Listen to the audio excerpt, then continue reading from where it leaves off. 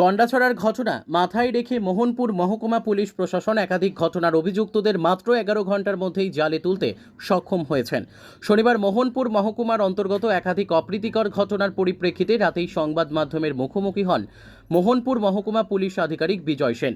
লেম্বুছড়া স্থিত এসডিপিও মোহনপুর অফিসে সংবাদ মাধ্যমের মুখোমুখি হয়ে জানান, লেফুঙ্গা থানার অন্তর্গত লেম্বুছড়া বাজার সংলগ্ন এলাকায় নগর দেববর্মা নামে কৃষি দপ্তরের এক অবসরপ্রাপ্ত কর্মীকে একটি গাড়ি ধাক্কা দিয়ে পালিয়ে যায়। তখন স্থানীয়রা আহত ব্যক্তিকে উদ্ধার করে পাঠায় জিবিপি হাসপাতালে।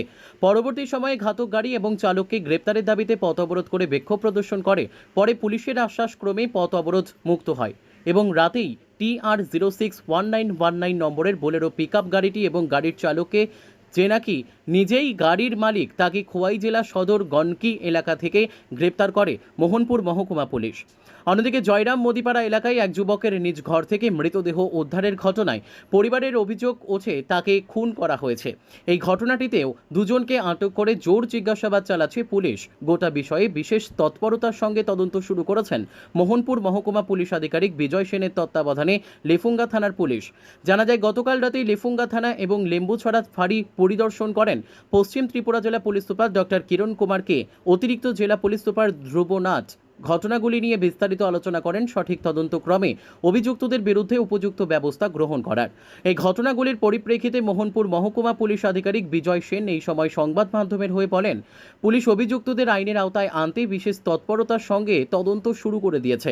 অন্যদিকে অভিযুক্তদের গ্রেপ্তার করা হয়েছে। পাশাপাশি তিনি এও জানান, দুর্ঘটনায় যে ব্যক্তি আহত হয়েছেন সে ব্যক্তি বর্তমানে সুস্থ আছেন।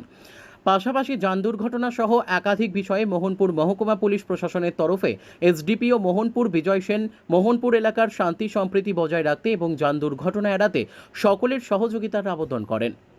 আমাদের লেম্বুছড়া বাজারের কাছাকাছি জাতীয় সড়কে, বিকল্প জাতীয় সড়কে একটা দুর্ঘটনা ঘটে।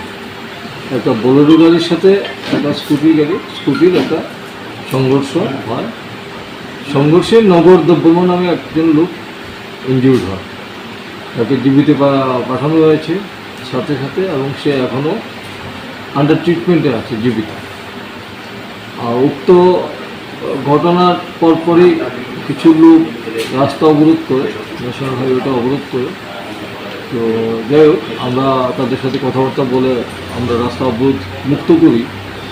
অন্যদিকে আমরা এই ঘটনার সাথে যুক্ত যে বোলেরো গাড়িটা ছিল সেটাকে আমরা সাথে সাথে আমরা ধরি এবং বর্তমানে এটা আমাদের কাস্টডিতে আছে। ঠিক আছে। আর নগর দেববর্মা এখনও আন্ডার চিকিৎসাতে আছে, জিবি হাসপাতালের মধ্যে সে চিকিৎসিত আছে। এটারও একটা ঘটনা। আর গতকালকে রাত্রে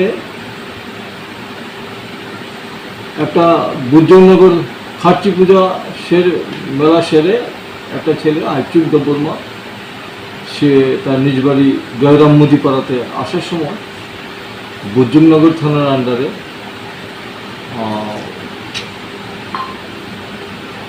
ওইখানে একটা মারামারির ঘটনা ঘটে। পরবর্তী সময় এই আইচুক দেববর্মা তার নিজের বাড়িতে সুইসাইড করে, এরকম একটা ঘটনা ছিল।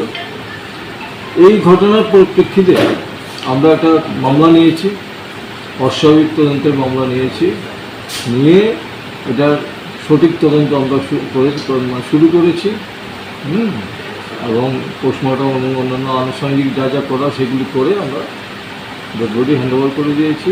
আর এই ব্যাপারে মারামারির ব্যাপারে যুক্ত থাকার জন্য আমরা দুজন ছেলেকে আমরা আমাদের কাস্টডিতে নিয়ে রেখেছি।